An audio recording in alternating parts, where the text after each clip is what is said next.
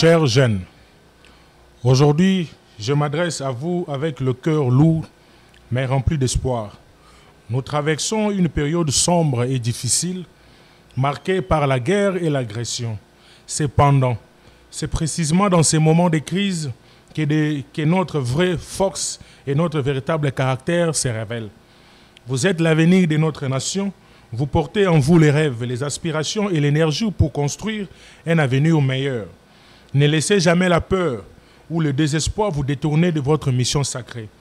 Rappelez-vous, le courage ne consiste pas à ne jamais ressentir de peur, mais à agir malgré elle. Vous avez la capacité de transformer cette peur en une force motrice pour les changements. Ensemble, nous pouvons surmonter les épreuves qui se dressent devant nous. Prenez vos responsabilités, chers jeunes, car vous êtes les piliers de toute société.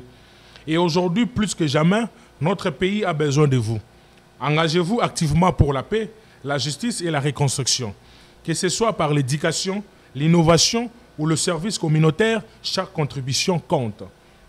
Soyez solidaires, unis, plus forts. Soutenez-vous les uns les autres et n'hésitez pas à tendre la main à ceux qui en ont besoin. La solidarité est notre meilleure arme contre l'adversité. Inspirez-vous et motivez-vous. Soyez des exemples de résilience et de détermination pour les générations futures. Montrez-leur que même dans les moments les plus sombres, il est possible de trouver la lumière et d'aller de l'avant. Notre histoire est marquée par des défis, mais aussi par des triomphes. Nous avons surmonté de nombreuses épreuves par le passé et nous le ferons à nouveau. Chaque pas que nous faisons ensemble vers la paix et la reconstruction est un pas de plus vers un avenir radieux. Aujourd'hui, je vous appelle à vous lever avec fierté, avec détermination et avec l'engagement de bâtir un avenir meilleur pour nous tous. Le chemin est difficile, mais ensemble, nous pouvons accomplir des miracles. Que la force et la foi vous guident. Soyez les générations qui changent les cours de notre histoire et qui transforment les larmes en sourires, la douleur en espoir et la guerre en paix. Chers jeunes, nos vaillants soldats sont au front. Aujourd'hui, je m'adresse à eux avec une profonde gratitude et un respect immense pour le courage et la détermination dont ils font preuve. Vaillants soldats, vous êtes les gardiens de notre liberté, les protecteurs de notre nation et les héros de chaque citoyen. Votre bravoure inspire et fortifie notre espoir dans les moments les plus sombres. C'est votre résilience et votre sacrifice qui nous rappellent que la liberté a un prix et que ce prix est payé par des hommes et des femmes d'exception comme vous. Nous savons que les défis auxquels vous faites face sont immenses. Les rigueurs des combats, l'éloignement de vos proches et les dangers constants sont des réalités que vous affrontez avec une force inébranlable. Sachez que nous, vos familles, vos amis et tous les citoyens que vous protégez, nous portons dans nos cœurs et nous prions chaque jour pour vous. Vous n'êtes pas seuls, vaillants soldats. Bien que nous ne soyons pas physiquement à votre côté, notre soutien et notre engagement vous accompagnent dans chaque pas que vous faites. Votre lutte pour la paix et la justice est notre lutte. Et nous restons solidaires avec vous, déterminés à soutenir vos efforts par tous les moyens possibles. Votre mission est noble. Vous vous battez pour défendre nos valeurs, notre souveraineté, ainsi que notre droit de vivre en paix. Votre engagement nous rappelle que la liberté et la justice sont les trésors précieux qui méritent d'être protégés, malgré, même au prix de plus grands sacrifices. Nous croyons en vous. Votre engagement, votre courage et votre détermination sont des sources d'inspiration pour nous tous. Vous incarnez le valeur le plus élevé de notre nation et nous sommes fiers de pouvoir compter sur des soldats aussi dévoués et courageux. Tenez bon, car chaque jour qui passe nous rapproche un peu plus de la paix et de la victoire. Votre détermination et votre sacrifice ne seront jamais oubliés. Nous attendons avec impatience les jours où vous reviendrez chez vous en héros pour retrouver ceux qui vous aiment et ceux qui vous soutiennent. Merci pour votre service, merci pour votre courage, merci pour votre sacrifice. Nous sommes éternellement reconnaissants pour ce que vous faites. Que la force et la protection vous accompagnent toujours. Restez forts, restez unis et sachez que nous sommes avec vous toujours et pour toujours.